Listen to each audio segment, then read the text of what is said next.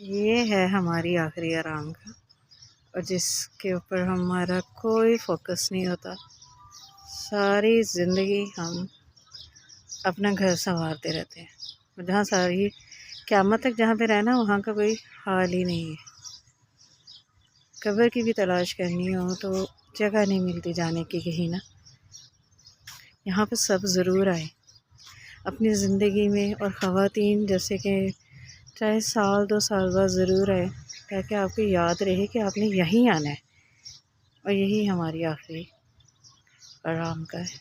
इस जगह पर आप आएँ सिर्फ़ इबरत पकड़ने के लिए, अपने अंदर से दुनिया की मोहब्बत को कम करने के लिए। ऐसा करें कि गरीब बंदे की कब्र भी इस मुल्क में महफूज नहीं। आप ना अमीर हो जाएं, फिर अपने ख़ानदान के लिए एक अलग से कब्रिस्तान बना लें, क्योंकि हम पैसे दे के ना अपनी कब्र को भी नहीं सेव कर सकते। कोई तरीका ही नहीं, कोई पता ही नहीं कि कहाँ पे है कब्र। अगर वहाँ पे है, उसके बाद वो पता नहीं कहाँ गायब हो जाती है। सिर्फ़ 1 साल अगर आप ना आए ना कब्रिस्तान में, तो ये हाल है। कोई सफाई का इंतज़ाम नहीं, कोई बैठने की जगह नहीं, कोई डिसिप्लिन नहीं।